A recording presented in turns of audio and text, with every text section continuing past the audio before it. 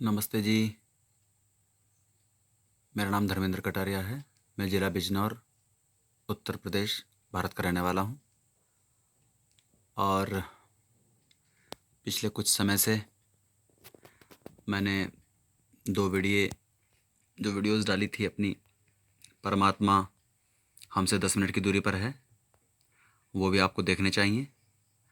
और उसके संबंध में 17 शंकाएं जो मन में उठ सकती हैं, मस्तिष्क में उठ सकती हैं, उन सब के समाधान देने का प्रयास किया है।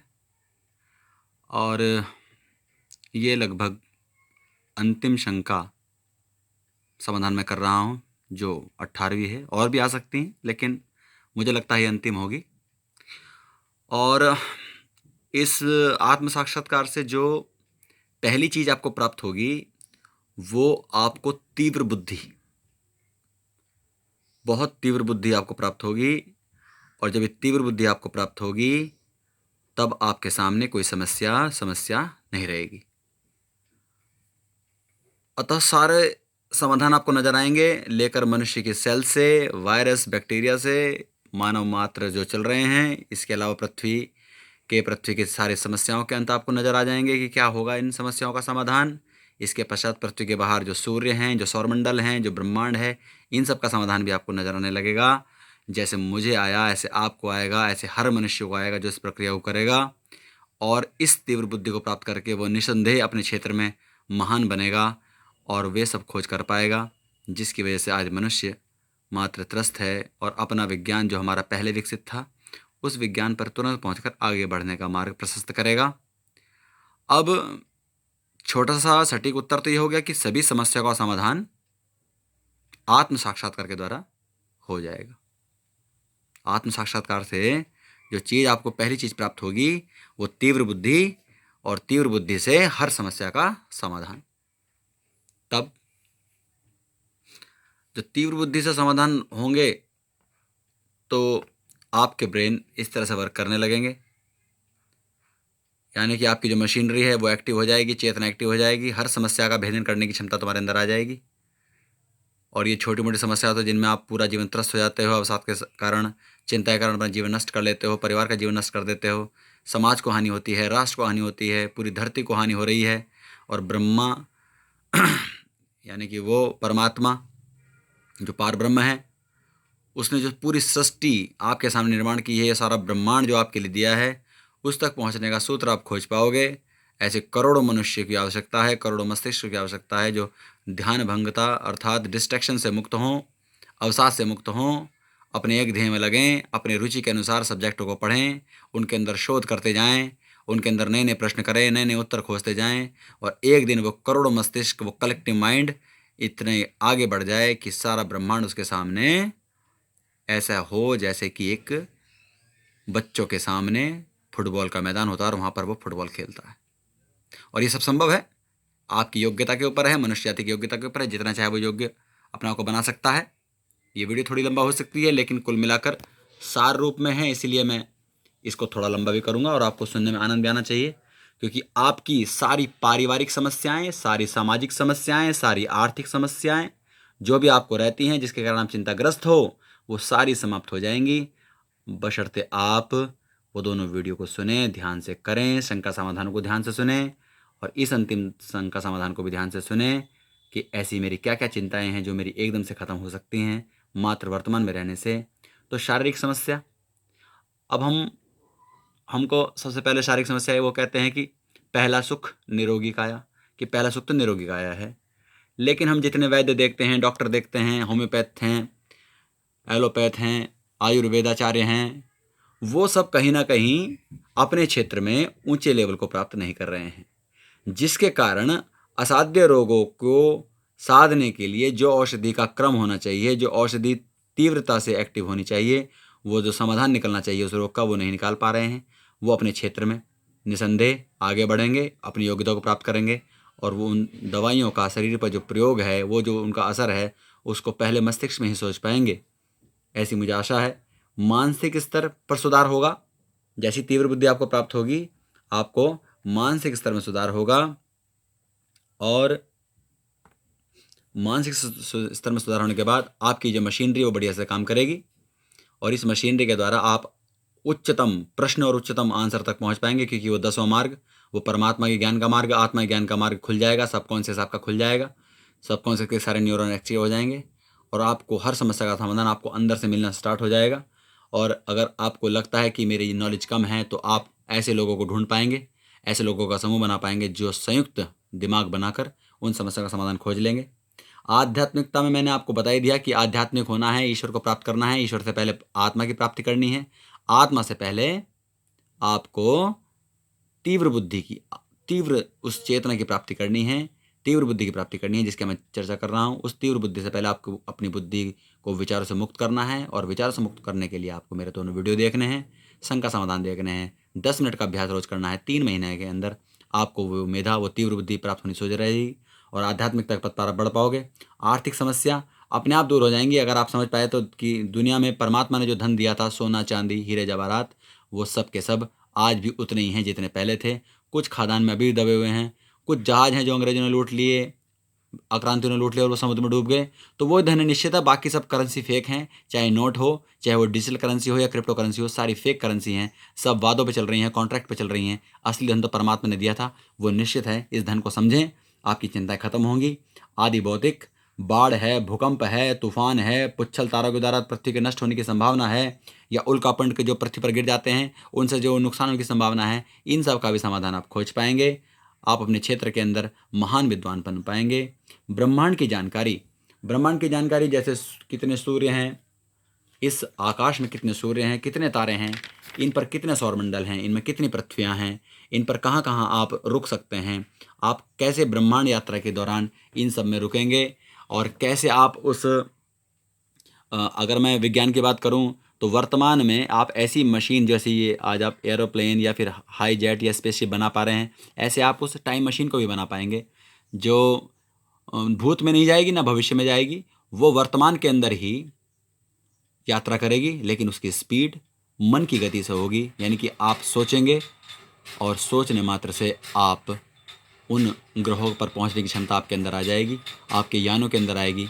क्योंकि अगर आज देखें तो गूगल या जो भी आर्टिफिशियल इंटेलिजेंस है वो उसी क्षमता को प्राप्त करने की कोशिश कर रहा है कि मन की शक्ति से चलें, फ्रीक्वेंसी से गाड़ियाँ चलें और ऑटोमेशन से चलें। तो ये ऑटोमेशन जो मन के अंदर है उससे बड़ा ऑटोमेशन नहीं हो सकता, क्योंकि मन इतना तीव्र गति है, इतनी तीव्र गति से चलता है कि एक क्षण में कहीं से कहीं पहुंच सकता है। निसंदेह हम वर्तमान होकर उन सबको खोज पाएंगे, और ये मेधा तभी आपकी विकसित होगी जब आप वर्तमान होंगे। परमात्मा वर्तमान है, उसका ज्ञान तभी मिलेगा, आपके सबकॉन्शियस ज्ञान तभी मिलेगा, और निसंदेह आप अपनी इस मशीनरी का, अपने इस ज्ञान का, जितने संसाधन पृथ्वी पर उपलब्ध हैं उन सब का ढंग से उपयोग कर पाएंगे, तालमेल बैठा पाएंगे और उसको उच्चतम स्तर तक पहुंचा पाएंगे। इसलिए मेरे जो चैनल का नाम है वो ह्यूमन सेल इंटेलिजेंस है, यानी कि मनुष्य की कोशिका की बुद्धि बढ़ानी है।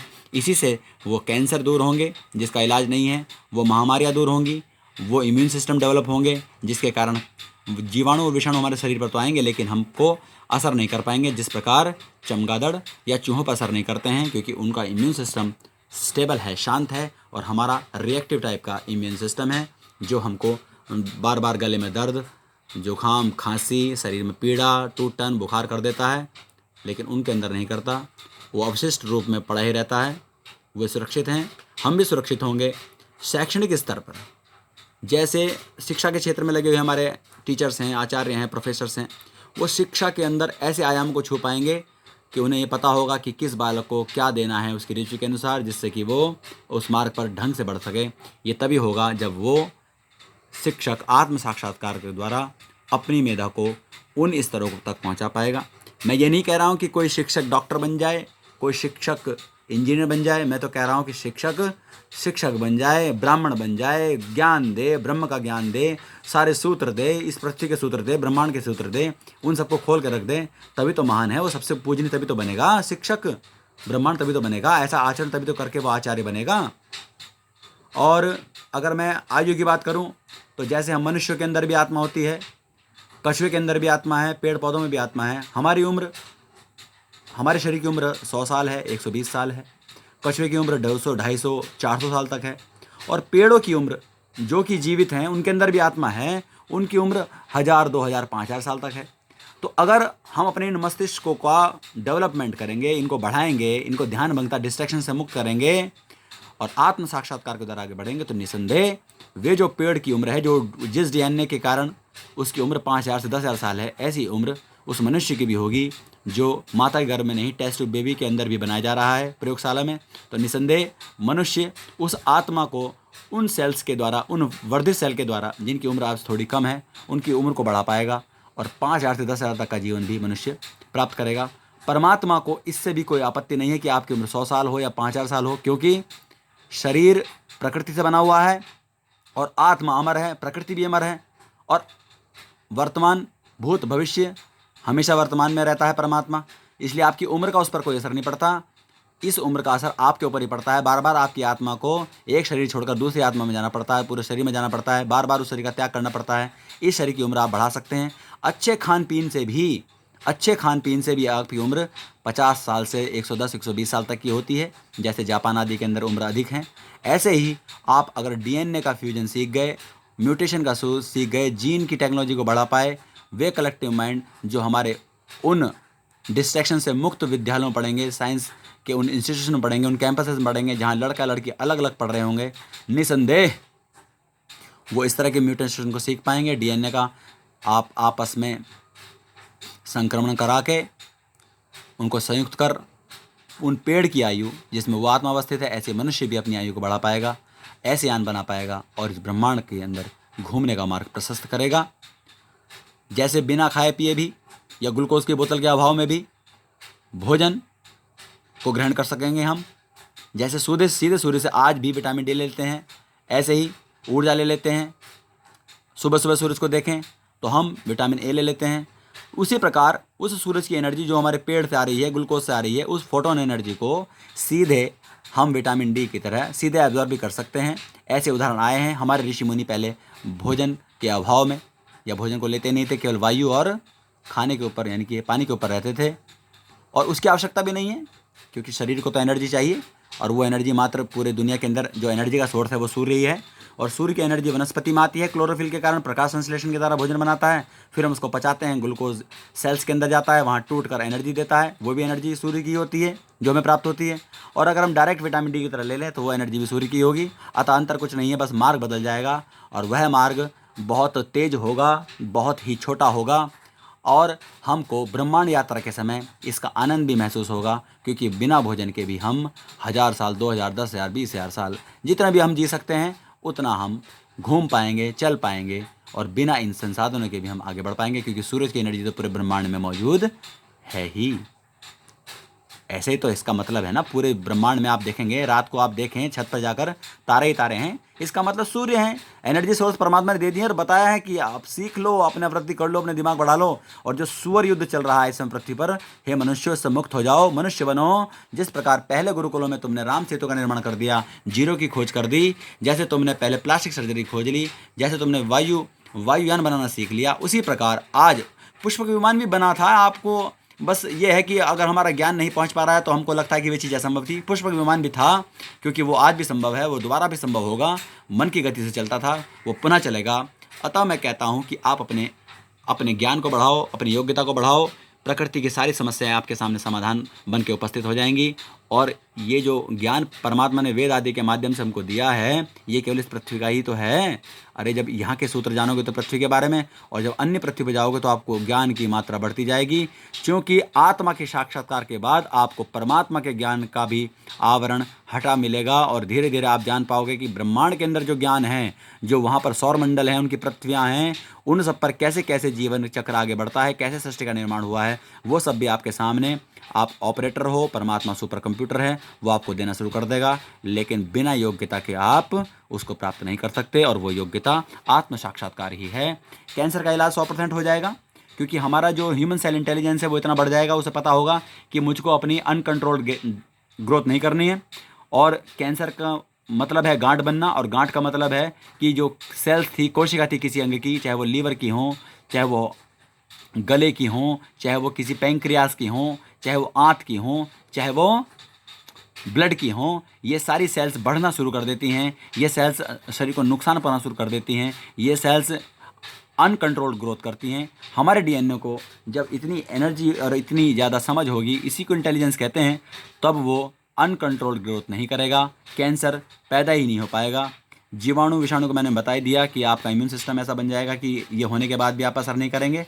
और वैक्सीन वगैरह जो 1.5 साल 2-2 साल लग रहे हैं, इतनी आज सारा धन है, सारे साइंटिस्ट हैं, डॉक्टर हैं, लेकिन वैक्सीन 1 साल 1.5 साल में आएगी। इसका मतलब है कि ज्ञान की कमी है, उस ज्ञान को बढ़ाना है। और ज्ञान को बढ़ाने के लिए हमको अपने बच्चों को ऐसे शिक्षण संस्थानों में डालना होगा जहाँ पर उनको नशा ना मिले, जहाँ वे बलात्कार के शिकार ना हो, जहाँ वे छेड़छाड़ के शिकार ना हो, जहाँ पर वो फ़ोन पर पॉर्न वेबसाइट ना देखें, यूट्यूब ना देखें, उनको कोई ध्यान भंग ना हो। स्कूल आते जाते वे जो मर जाते हैं एक्सीडेंट में, वे ना मरें। वे बच्चे जो कुपोषण के शिकार हैं, वे बच्चे जो बाल मजदूरी कर रहे हैं, वे सब के सब साइंटिस्ट बन सकते हैं। वे सब अपनी उस मेधा को जागृत कर सकते हैं आत्म साक्षात्कार के द्वारा, और ऐसे इंस्टीट्यूट में पढ़ के अपने उस ज्ञान को बढ़ा सकते हैं।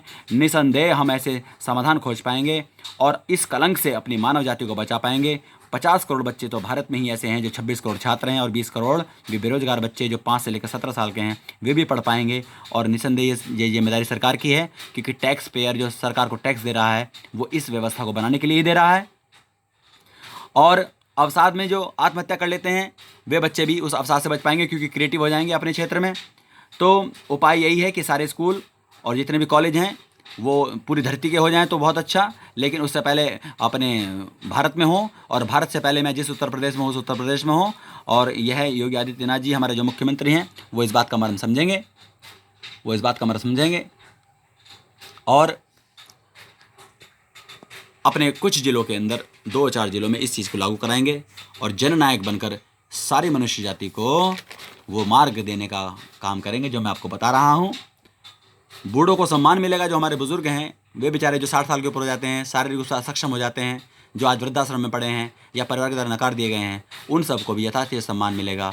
उनका परिवार ही उनको संभाल लेगा, क्योंकि अब वो संस्कारी हो चुके होंगे, वो आगे बढ़ेंगे, यानी घर की समस्या भी खत्म होंगी। और जो 25 से लेकर 60 वर्ष की आयु है, जिसमें गृहस्थ का पालन कर रहे हैं, बच्चों को पालते हैं, वे सब पति पत्नी भी हमेशा खुश रहेंगे, चिंता मुक्त हो जाएंगे। क्योंकि घर के चाहे 5 बच्चे हों, 10 बच्चे हों, 100 बच्चे हों, वे सारे के सारे रहने, खाने, किताबें, स्कूल की फीस, खेल कूदने का सामान, ये सब का सब, कपड़े इत्यादि उनको स्कूल में, उस आवासीय स्कूल के अंदर मिलेंगे।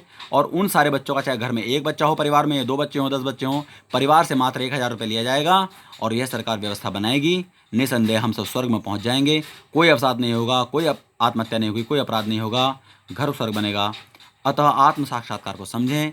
इस आत्म साक्षात्कार के अंदर ही सारे उपाय हैं। अपने आवासीय विद्यालयों के अंदर बच्चा स्कूल में लड़का अलग पढ़े, लड़की अलग पढ़े, निसंदेह एक स्वर्ग का निर्माण होगा। हम सब इस सुअर युद्ध से बाहर निकलेंगे, क्योंकि सुअर को कीचड़ पसंद है, गंदगी पसंद है, और मनुष्य साफ पानी में रहना चाहता है। लेकिन सुअर से लड़ने के लिए उसको कीचड़ में जाना होगा, क्योंकि सुअर कभी भी साफ पानी में आपसे लड़ने नहीं आएगा। अतः मनुष्य बनो, और जो भी घटिया प्रवृत्ति के लोग हैं, दोषी हैं, मानव जाति को नुकसान पहुंचा रहे हैं, उन सब के खिलाफ खड़े हों, उस असत्य को समाप्त करें, उन दोषियों को समाप्त करें, उनके दोष समाप्त करें।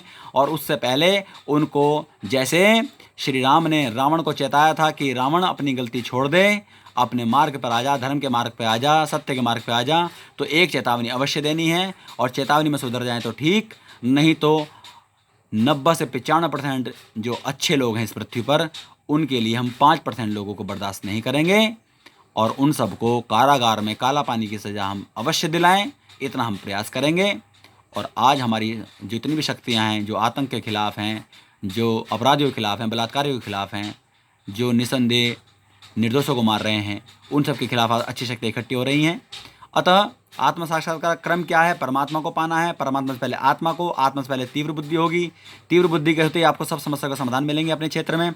और उससे पहले सभी जो भूत भविष्य की चिंताएं हैं उन सबसे मुक्त होना होगा आपकी बुद्धि को। और इसी के लिए जो आज हमारी बुद्धि है, उसके लिए मैंने 2 उपाय तो बताए ही हैं, कि पहले तो आप वो दोनों वीडियो देख लें। उसके बाद मैंने कहा वर्तमान में रहना है।